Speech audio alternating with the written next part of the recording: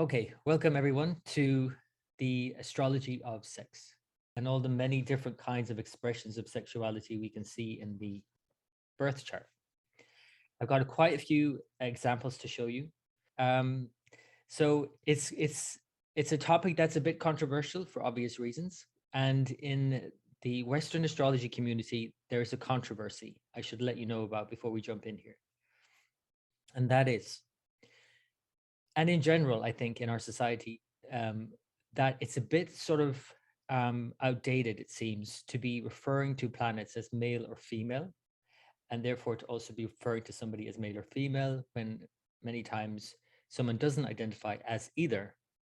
But there are very specific um, reasons why in Indian astrology we use the terms male and female. I've used masculine and feminine in this case, but obviously we all have masculine and feminine traits within each of us. And when they express themselves through our chart in particular ways, and I'll show you how this is expressed, it shows our sexuality. So unless we broke it down, in other words, and distinguish between masculine and feminine, we can't actually build up the picture of somebody's sexuality. So in Western astrology, especially what is now termed queer astrology, they don't like this idea of having a sort of quote unquote gay signature in the chart, because that implies that if you have a gay signature, therefore you should have a straight signature. And so it's a whole controversy just to be aware of. And well, Indian astrology has, I have to say, a better toolbox here to define whether you are straight or gay. It's quite clearly defined, and I'm going to show you that. It's not so clearly defined in Western astrology. So that's leaving that aside. Of course, we're going to look at sexuality in all its many guises, all its many different expressions. So let's get into it. Here are just a few. This is just a few terms in terms of the different types of sexuality. You've got androsexual, asexual, you might be aware of, aromantic, autosexual, that's someone who's sexually attracted to themselves, bi-curious, bisexual, more obvious, so many, fluid, gay, gray sexual. There's just so many terms, heterosexual, homosexual. I just want to point out that this thing here as well, homosexual. The article that I wrote on my website, homosexuality in the Vedic horoscope, I use the term homosexual more so because it has this kind of alliteration with the word horoscope, homosexuality in the Indian horoscope or Vedic horoscope. And it's a bit offensive, I think, these days. I didn't realize this until I actually read it today, that this is a bit of an outdated term. People don't like using this so much anymore, homosexual. It's a bit outdated. So whatever else you might use, queer, or people like the word queer, omnisexual, pansexual. I've got a chart that shows that. Anyway, there's so many different terms.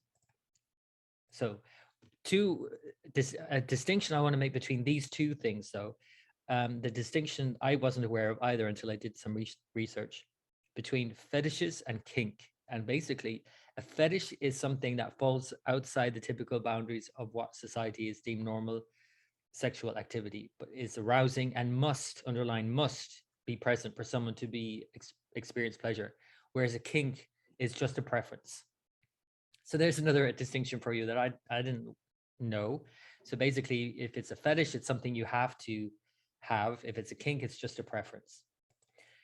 So let's start at the basics. And the basics of Indian astrology is under these three underlying impulses in everything. And they underpin everything and everyone, and therefore all the planet signs and houses. And so every planet, every sign, every combination of a planet and sign is either more Rajas, Tamas, or Sattva. These three terms, Rajas, Tamas, Sattva, which basically are these three impulses or gunas, show really what the expression is. Now, Rajas is the agitated, desirous, and turbulent impulse. It's the impulse of activity and movement and excitement. And Venus and Mercury represent this more than any other planet. Tamas is inactive, it's inertia, it's dark, it's dull, it's decaying. So if it's dark, then we're talking about the nodes of the moon, Rahu Ketu, this lunar nodes, Rahu Ketu. The eclipses, they're dark. And these two planets here that are termed malefics traditionally, Saturn and Mars. And any time that these planets have a say in sexuality, there are more quote unquote darker impulses. Now, that could be anything from, like, Mars could be violence, even, or just having it rough, to sadism, which I'm going to show you in a chart. Sattva then is the harmonious, that balance between rajas and tamas, or activity and inactivity. And it's more harmonious and balanced and light and inspiring and all of that. And that's the sun, moon, the two lights, and the planet Jupiter. So whenever these planets have a big impact on sexuality, it's generally more kind of, well, first of all, it's more acceptable. Usually it's more kind of straight, quote unquote.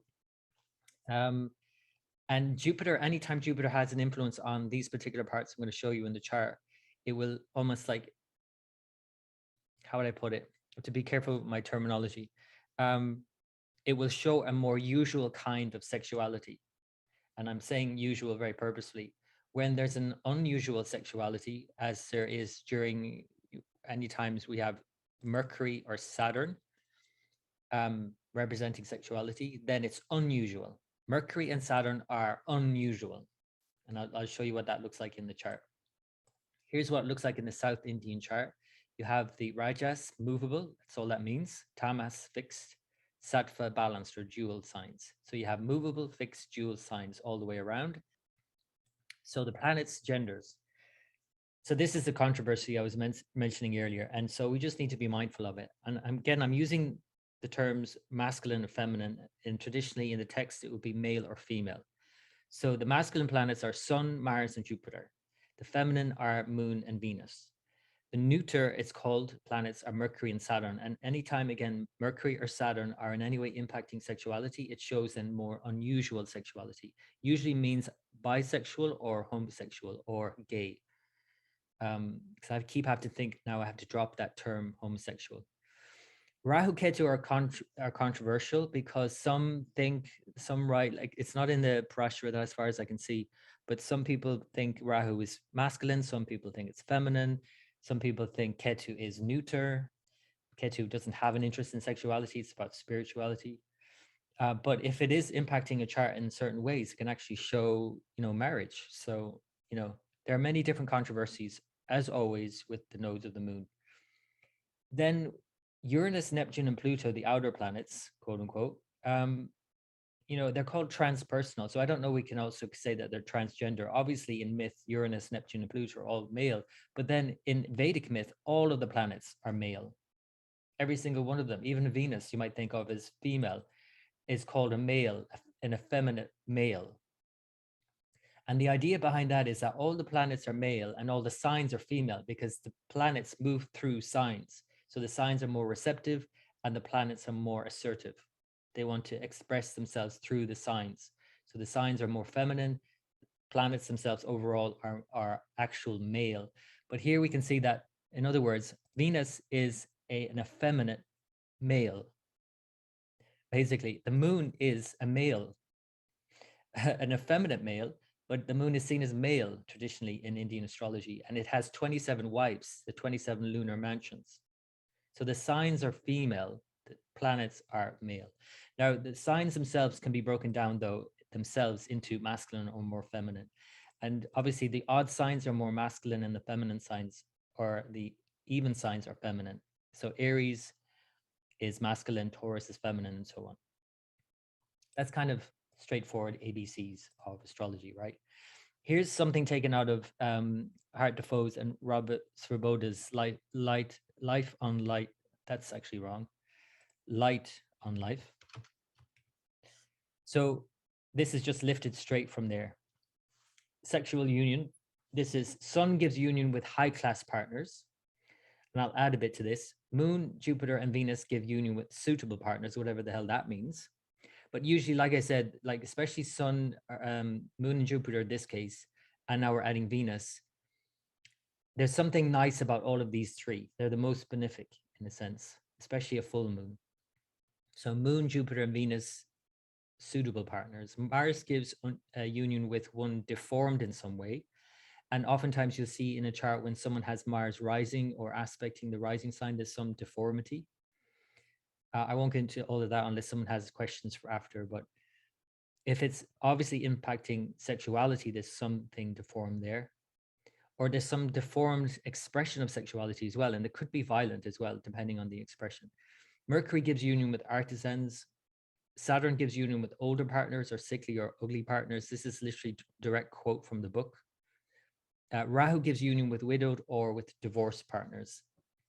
You could add that Ketu perhaps doesn't give union because Ketu is not interested in sex or relationships. But in fact, if it is in a place in the chart where it represents marriage, it can actually strengthen marriage.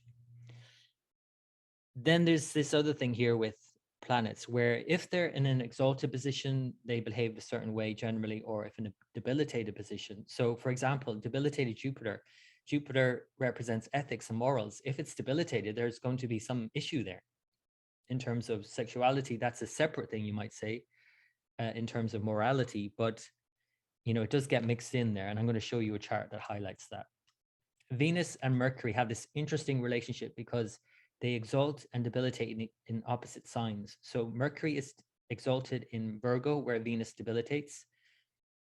Venus exalted in Pisces, where Mercury debilitates. So when they have a kind of connection in the sex signs of the chart, houses, then you can see extremes. Either Venus, like in Virgo, for example, overly focused on sex, or if we talk about Mercury being the friend zone, being stuck in the friend zone, it could really go either way if I show you that. So Venus, first of all, let's start with Venus because Venus is the most important one. It represents sex and sexuality. It rules the semen and ovum, the reproductive fluid. So it's the most important planet for sexuality. It also represents ojas from the Ayurvedic perspective, which is the most refined, quote unquote, substance in the body. It is actually the byproduct of all digestive processes in the body. And from all of the tissues, we have this most refined tissue, which is the reproductive fluid, but then that goes into making ojas, which isn't a substance exactly. It's a more an energetic thing. And it basically gives someone their glow and vitality and energy and or immunity is probably the more appropriate word, immunity. And of course, this means if you're spending all your ojas, all your juice, as it were, then you're depleting Venus and you're creating problems. And not just problems in terms of, having too much sex or whatever it might be, your life force. In fact, ojas is your battery juice in a way. So if Venus is combust, for example, if it's debilitated, like having too much sex, if it's exalted, it could actually show not having any sex. It might be somebody who's completely devoted to God and not really interested in sex, maybe are celibate. I'll show you that as well in a chart. If it's afflicted in any way, there could be some problems here. And one of the afflictions, of course, for Venus is Rahu. And so I have this article here that you might have read already. It's called Rahu and Venus, the Long Snake Moan. This is a quote from PJ Harvey's song. So it goes through the kind of ojas and the concept of ojas and the shadow nature of Rahu and how Rahu can pollute the purity of Venus. And really what Venus is our hormones, basically. It's as simple as that. What happens when we have an orgasm and the dopamine and all of that and the prolactin, all of that, what goes a bit haywire for a while after orgasm. And it's understanding these kinds of things, I think it's helpful. So that's Rahu and Venus, if you want to read that article yourself. And then the other one, which is so important, apart from Venus, with sexuality, is the moon. So the moon or Chandra is probably one of the more important after Venus because it represents how we feel and what our likes and dislikes are. And it is also very sexual. And again, it's seen as male and it has 27 wives, the 27 lunar mansions. But there's a mythological story that tells how the moon preferred Rohini, where we see this lunar mansion in the sign Taurus, where the moon is exalted. And so the myths, goes that, the moon was cursed to wax and wane because of his fascination with Rohini and wanting to stay longer with Rohini. But what's fascinating actually about Rohini is that, and how they knew this in ancient times, was that Rohini is actually where the moon stays longer. It's a fraction of the time, but it's like it stays longer in Rohini than other signs. So it's its favorite. So this waxing and waning of the moon, in other words, shows this waxing and waning of our, our sexual juices, if you will, and why it might be helpful to think about timing your sexual activity around the moon phases. For example, maybe having, more sexual encounters during the full moon, maybe not so much during the new moon, where the energy is lower. The energy is generally higher for the full moon, and it's kind of literally, as you can see depicted here in this image, like literally spilling over. And so maybe there's a need to sort of like do that if you wanted a timing technique in that case. And there's this whole other science around this in terms of the Tantra and the Taoism that look at, more so focusing on men and how often men should have sex because of the kind of depleting nature of sex for men, and the ejaculation. And in some Taoist texts, they talk about for men, younger men can have, ejaculate, every other day, but in your 40s, maybe once a month, once every couple of weeks, I think it is. And then in your 50s, once a month, and then not to ejaculate after the age of 60, according to some Taoist texts, right? So there's an obvious reason for this that I won't go into now, but basically it's all about preserving this ojas, is what I'm saying.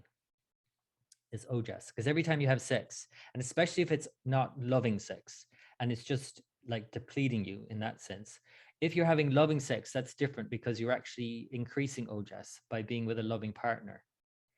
And you still can have an ejaculate and all of that, and you can still whatever, but then of course you'll have to say that, okay, there's a balance needed here, because no matter how loving it is, if you have sex 10 times a day, then it might not be that recharging after a while. Anyway, I won't get into that whole thing. If you're interested in that kind of topic, you can look at the article. You can read a book, I think, that I quote there, called Cupid's Poisoned Arrow, and understand what happens in relationships when it's just based on sex and how that actually drives a wedge between the two partners. That's a whole other. Now, this is another point here with the moon, because the moon and this, what is called the yoni kuta, the yoni, another name for that is vulva, you could say, but it's basically the sexual nature of each of the lunar mansions. There are 27 of them. So here they are. And based on where your moon is, it's associated with an animal, either a male or female of that animal. And so you can see here that the only one that's missing here that has no female counterpart is Uttarashada, which where the moon is right now, actually, as I'm recording this. So it's related to the mongoose, but it's just the male mongoose. So basically you have to know, I guess, where your moon is. If you don't know where your moon is, you can obviously look that up online. You can download the Timeline Astrology app as well. That's another one you can do. But you could easily find that out. Where's your moon sign? And then what's the animal? And that animal is going to tell you a lot about your sexual nature, basically. And of course, depending on whether you're a horse, an elephant, a sheep, whatever it is, each animal has their nature, and they either get along with the other animals or not. So here's the chart for whether they get along or not. Now, usually it's like male across the top and female across the bottom, but I've just put in partner 1 and partner 2, because obviously we're not just talking about male, female. Whichever partner, it doesn't matter which way you read it. You just read it from the top or bottom, which for either partner. And for example, if somebody has their moon in, you go back to here, if you want to make sure that are you a horse? Say somebody's a Ashwini horse, and someone else is, we'll say, no, let me use another example that wouldn't work. And this is if somebody had their moon in Magha and another person had it in Ashlesha, the cat. That is not a good mix for obvious reasons. Cat and rat would not get on. So you're going to have a 0 count there. So you have rat here and cat, rat here, 1 partner, cat here, 0. 0 out of 4. So that wouldn't be a good sexual match, but it doesn't mean you cannot work at it, or at least understand your differences. But it might be a challenge. So if you have, like, say, a score of 2, that's an average score. If it's 3 or 4, that's high. That's great. 1 needs a bit of work maybe. Anyway, I won't dwell too much on this. You can check up your moon sign, and then you can watch this video back if you don't know that technique. Okay. Oh, and by the way, just wanted to say one other thing I mentioned here. This is only 4 out of a score of 36 points that is used for matching charts. So sex isn't everything, in other words. So just because you might not match well here doesn't mean you don't match well in other areas. So houses, what houses are impacted by sex? Well, all areas in a way are, but in particular the kama houses, because we have 4 directions in life: dharma, artha, kama, moksha. And so we have 3 houses that correspond with each of those 4 different motivations in life, or flowers. So dharma is purpose, artha is making money and wealth and all of that, kama is pleasure, and moksha is release. So the 3rd, 7th, and 11th houses are the desires house. So they're where all our desires lie. 3rd house is house of literally of copulation, of sex. 7th house is relationship and sexuality. 11th house is also about our desires. But you could add others as well. Like you could add the 8th house, which is about intimacy, more depth, I guess, and more intimacy. 12th house, bed pleasure, is also orgasm, the release. But these are both moksha houses, liberation. So, you can talk about the 5th house, which is more about the more romantic kind of side. You can talk about the 2nd house, which is about being nourished maybe. And anytime you mix any of them up, say, for example, the 2nd sign is influencing sexuality. It could be like an oral fixation. 2nd sign, the mouth. If it's the 5th, it's maybe a very romantic sex life or something. I'm simplifying, but anyway, you get the idea. If the 6th house, which is about conflict, is impacting these houses in a particular way, you can talk about anything from maybe sadomasochism to, being maybe just more competitive in the bedroom. I don't know. There's so many ways you can interpret it, but 6th house is generally competition and fighting. And fighting in sex, well, I guess people express it, but it's not necessarily like I mentioned. So these are the divisional charts that you want to look at. The D1, which is the main birth chart, you do want to check that first. But on its own, it's not going to tell you much about this person's sex life, if really anything at all. The D1 is just going to tell you more about their physical body and, general characteristics and all of these things. It's not going to tell you about their sex life. What is going to tell you about their sex life is the D3, and this particular division of the D3 called the Somanath Drekana. I'm going to show you that as well. And then the D9, the 9th division. So the 9th division in particular is going to show you everything about sexuality in your chart. So the other thing is about timing. Now, generally, you're going to look at a birth chart because the birth chart is a snapshot of a certain time that has stayed with the person their whole life. But you can also look at timing in terms of dashas or cycles where certain things get active that may be laid dormant until such a time that it gets activated. So, for example, if somebody has been in a certain kind of relationship their whole life and all of a sudden they're attracted to the same sex, that is timed with dashas. One other thing I want to mention here is that planetary aspects are more activated in dashas. So this is where there's a difference between sign aspects, which are constant. And if you see sign aspects, and I'll show you this now in the charts, then it's therefore, you could say that this person, this is their general tendency throughout their life. But if it's not a sign aspect and it's more of a planetary aspect, when that planet gets activated in a cycle, then it might activate those longings, whatever they are. So let's look at some chart examples. I've got a few here for you. Some of them are really interesting. Well, I guess every chart is interesting from, an astrologer's point of view. But the first one, oh, actually, yeah, this is the one I want to show you. And this is actually the article that I mentioned using the word homosexuality, which is outdated. So I don't know if I should change this now. But actually, this article that I wrote quite a few years ago is the most read article on my website. Now, I don't know why that is. but it like hands down beats every other article on my website. It's been read the most. Now, I don't know if it's just because of the language, homosexuality and the Vedic horoscope. It's like those things shouldn't go together. I don't know. Or it's just that people don't talk about these things, and then they, search it online and try and figure these things out. But anyway, have a read if you haven't already. The chart example I give is of Ram Das. And I use his chart very purposefully because it's not someone you would think of as gay, but he was quite openly gay later in life, at least. And he was gay all of his life. But it's just something you never hear about him. You only hear about his spiritual side.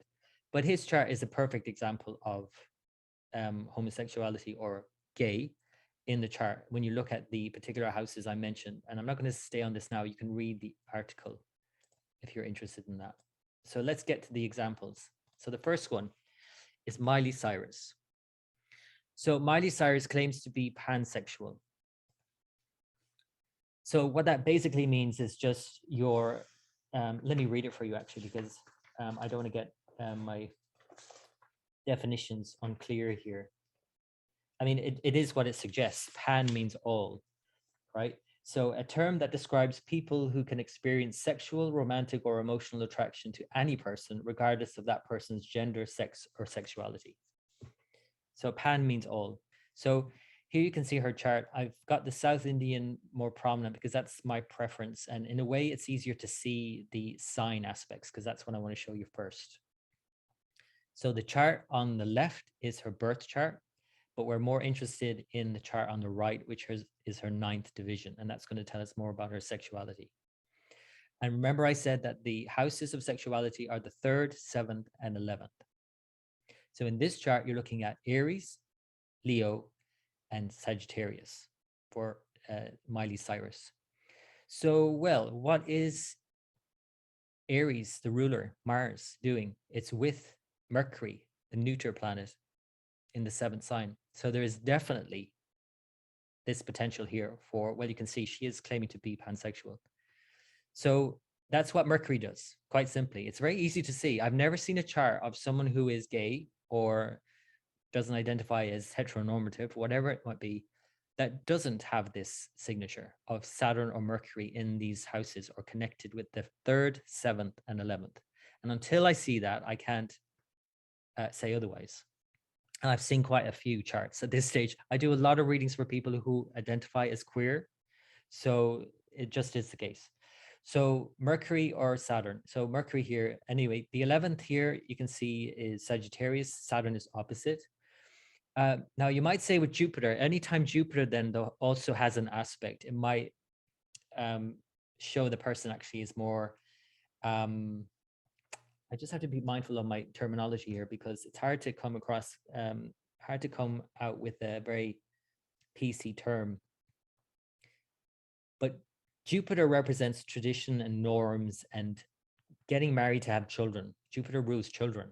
It's tradition. It's like, it just shows somebody who is sexually quite straight, basically.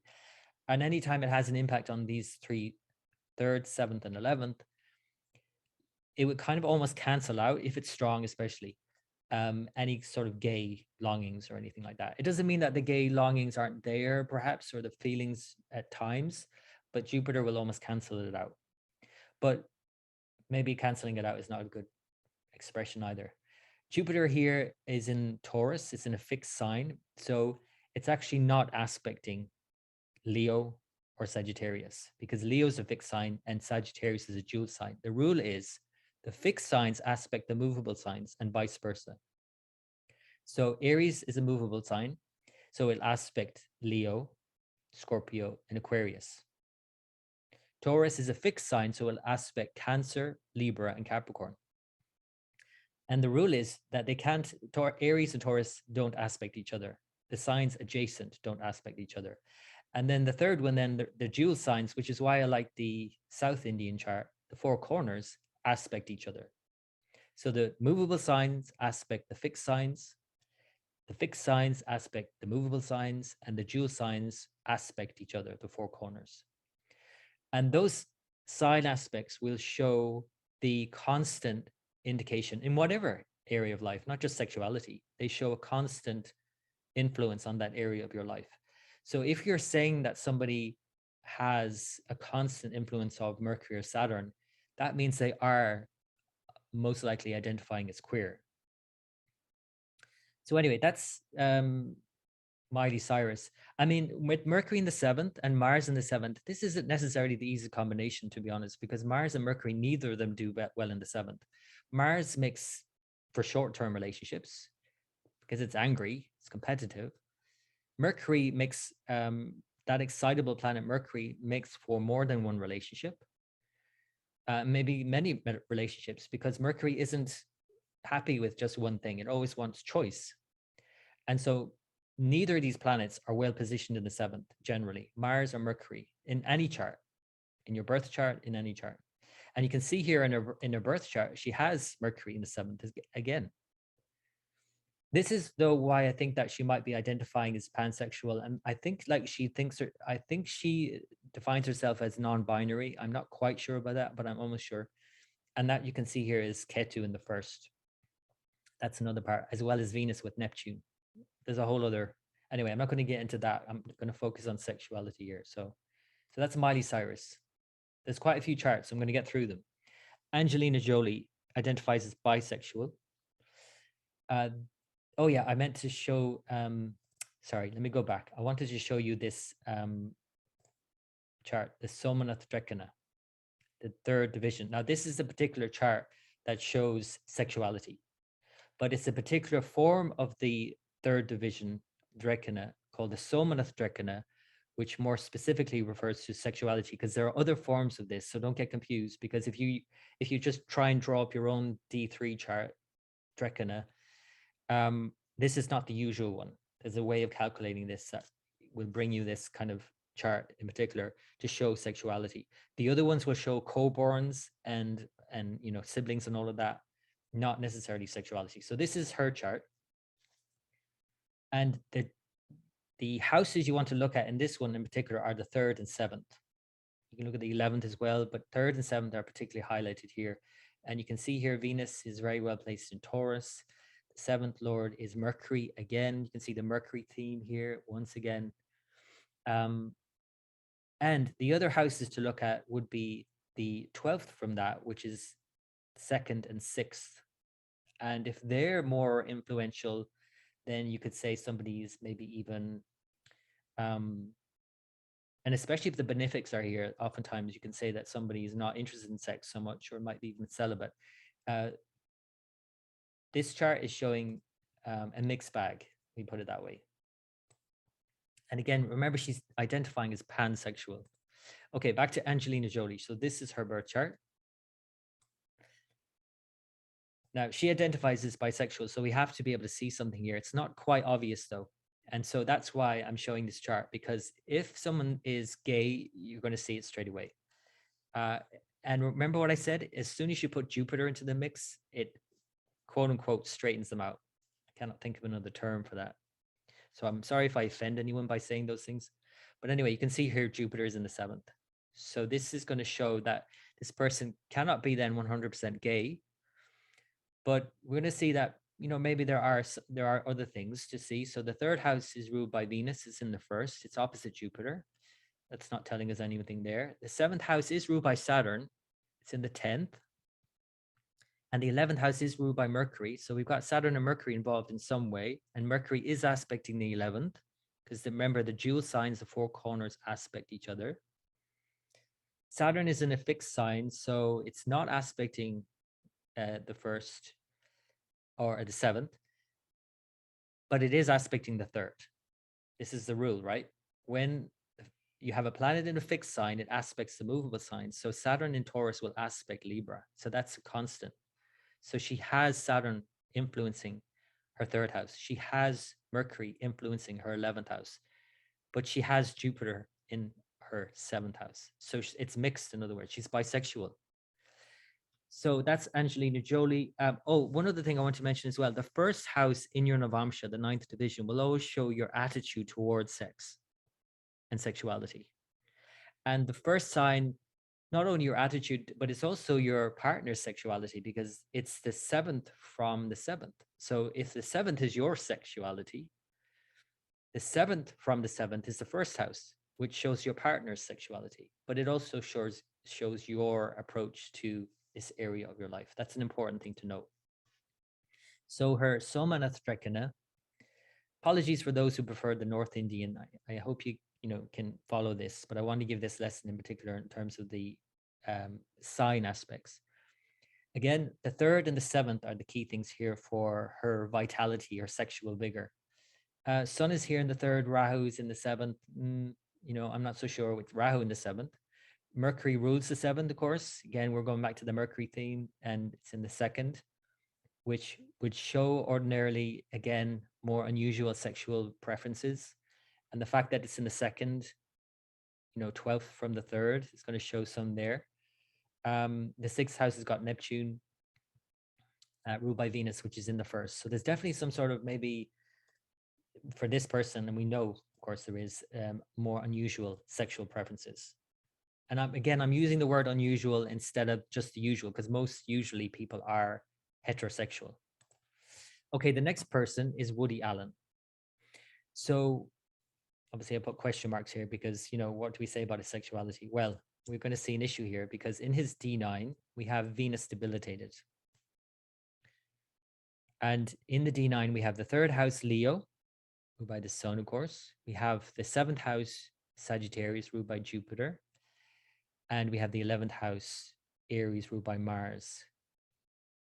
So the 11th Lord is in the 8th sign with Saturn. That's a bit of a struggle. We have the third Lord in the 6th, more struggle. And the 7th Lord, and in particular, we're going to look at the 7th Lord for all charts for sexuality, and it's in the 5th. Now, this is really possibly immature on my part, but the 7th Lord in the Navamsha, in the sexuality chart, in the 5th house of children. Well, what can we say about it? Probably shouldn't say any more about it. The Soma Datreka then shows his libido, if you will. And the third house is Sagittarius, ruled by Jupiter, which is in the 8th. And the 7th house is Aries, ruled by Mars, in the 6th. There's definitely some issue here around libido. That's Woody Allen. Okay, Albert Einstein. This is something else I want to bring up, which is not necessarily strictly sexuality, but I want to show you something. And that is infidelity. So he's quite famously known to be quite, well, he was known for his infidelities. Here on the right is his Navamsha, 7th house Jupiter, straightforward. Third house Moon in Lord in the 9th, aspected by Jupiter, pretty straightforward, really, sexuality wise. And the 11th house is also ruled by Jupiter. It's very straightforward in terms of sexuality, I think, in terms of him being heterosexual. But what I want to show you, though, is in his birth chart on the left, an issue, because again, it's not so much sexuality for Albert Einstein, it's more his infidelities. So here we have Venus apparently really strong in Pisces, exalted, but it's actually taken down by Mercury, which is debilitated. So this is a rule. When you have an exalted planet with a debilitated planet, it pulls it down. And so it's almost like you can think of Venus in debility here in Virgo. And anytime, again, you have Venus debilitated or something, you're going to be like, you know, very eager for more and more sex. You're looking for love in all the wrong places, as it were. And so there's definitely some issues here because this Lord Mercury rules Gemini in Pisces debilitated with the exalted Venus. So on the one hand, you have this kind of really idealized, an ideal partner in your mind, perhaps Venus exalted. But because it's been pulled down by Mercury, it's almost like you're going to go to the nth degree looking for that ideal partner. That's one way you could read this. So that's an aside. I won't go through his D3 because I don't have time to go through all of them. Now we're getting into really serious territory here. We're talking about Eric Gill, the British sculptor. This is not hearsay. This is what he wrote. that he had sex with his daughters. So there's incest, there's pedophilia because they were underage, and he had sex with his dog. So bestiality to boot. So this is quite a chart. This is Eric Gill. First of all, he has Saturn in the first, which is the 6th and 7th lord in the Navamsha on the right-hand side. That's already going to flag something there for me, because when the 6th and 7th lords combine like that, which is Saturn from Leo, in the Navamsha in particular, I'm talking about, for sexuality, this is going to be like Saturn in the first in Leo. This guy's, how will I say? Remember, the first house shows our attitude towards sex. And so this is a challenge here. This is his attitude towards sex. So he found it perfectly fine to have sex with his daughters and his dog. No judgment or anything, but I mean, like if he was alive today, he would be arrested, obviously. So the third is got Rahu in it and Neptune. So there's very unclear boundaries here sexually. He wasn't really clear about healthy boundaries. Rahu doesn't know boundaries and will rape somebody and think that's okay, to that kind of extreme. So that's Rahu in the third in Libra. And the ruler of Libra is in the 6th, and Venus is not well placed in the 6th at all. Then you have the 7th lord, Saturn, in the first, as I mentioned, but you've got Pluto in the 7th. So that's really under the underworld stuff, Pluto stuff, really dark stuff going on here. And those are just a few things, by the way, I mentioned, and there are more. Then the 11th house is ruled by Mercury. So you have this unusual, in this case, you might not say it's homosexual or gay or anything like that, but it's definitely an unusual sexuality for sure. The 11th lord also in the 6th, Mercury. So Saturn, Mercury, Venus in the 6th, Rahu in the 3rd. This is quite a complex chart for sure.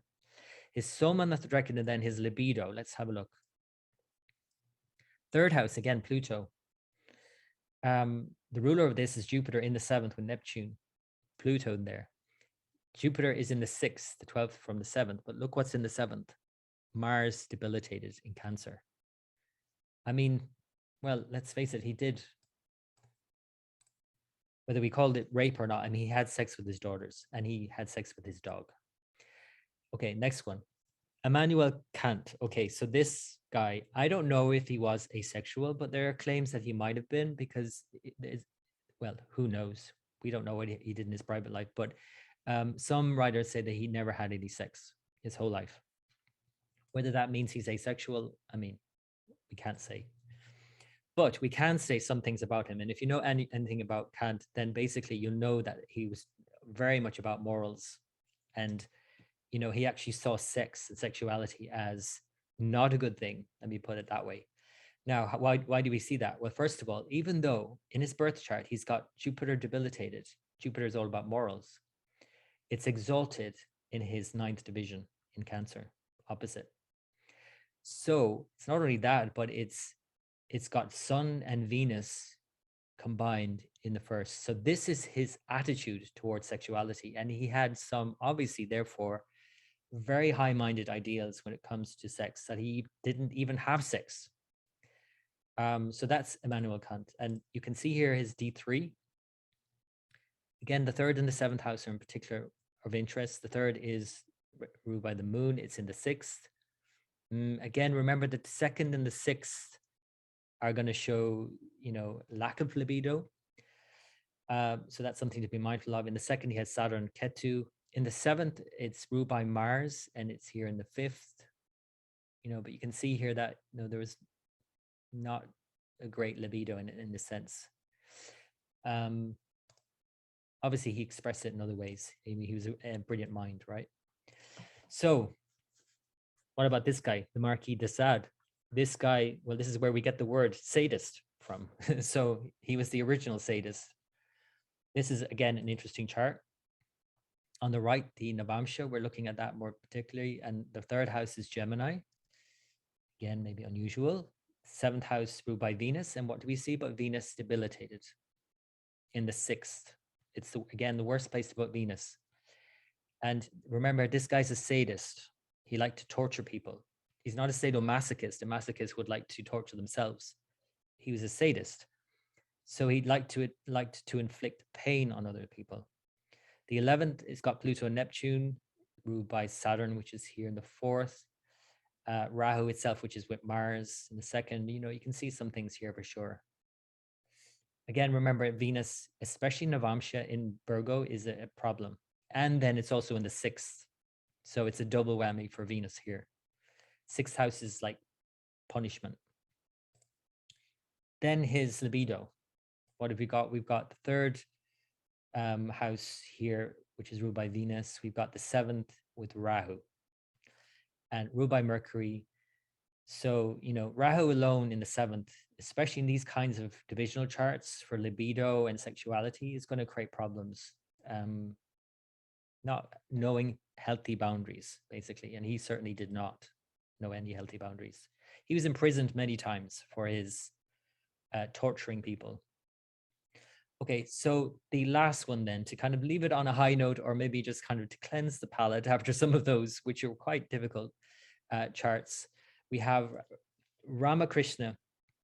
And Ramakrishna, is likely he was celibate, but we actually don't know.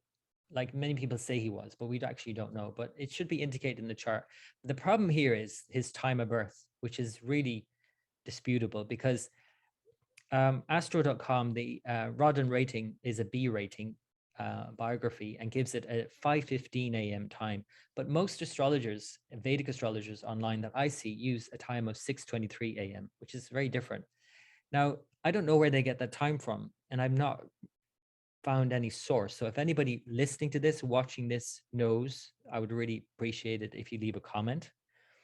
I am using this because I just see this used so much, but that's not what's quoted with this B rating, this biography. So it is kind of in a way a hypothetical chart is what I'm saying. But let's have a look. On the right-hand side, again, we're looking at the 3rd, 7th, and 11th in the Navamsha. We're seeing Venus debilitated again, interestingly. It is the ruler of the 7th now, debilitated in the 11th. Rahu's in the 3rd. This is interesting. And we're talking about someone who, you know, is said to have been a celibate.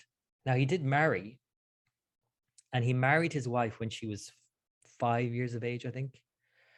But in India, of course, that just means it was an arranged marriage, and that until she reached the age of 18, she didn't move in with him. So she didn't meet him, I guess, until later on, or live with him. I don't know. But he used to worship her as the goddess, you know, so there's interesting dynamics going on here. But he used to dress up as well as a woman and, you know, to be Krishna's lover. I mean, there's some controversies around his sexuality for sure. There's no denying. There was a lot of controversy, but a lot of people don't want to hear that. You can read books about it. But anyway, this is an interesting chart. Because you do have, you know, the Rahu here in the 3rd, you know, you don't have the Saturn so much strongly influencing. It's Saturn here is the ruler of the 3rd, but it's in the 4th. It's not aspecting. It's not aspecting the 7th. It's not aspecting the 3rd, you know. So you're not going to maybe talk about queer sexuality here, perhaps. But he definitely, you know, I think he experimented in terms of dressing up in women's clothes, for example. Then his D3, again, this is actually a hypothetical chart anyway, because we don't really know the time. So just imagine that this is D3 for this person. And what is their sexual libido? Well, it's interesting if that were the case, because what we have in this case, what would indicate celibacy, is that the 2nd and the 6th house have the benefics, all of the benefics. Mercury, Jupiter, and Venus, 2nd and 6th houses. So it's interesting, I think, that, yeah, Mars is in the 7th here, exalted. And in the 3rd, we have the moon. But because the 3rd lord is in the 12th from there, and the 2nd is Jupiter, you know, this, again, hypothetical chart, but this could definitely show somebody who is celibate. Just wanted to show it as an example, I think, more than anything. Okay, so that's me. I hope you found it interesting. Thank you for watching.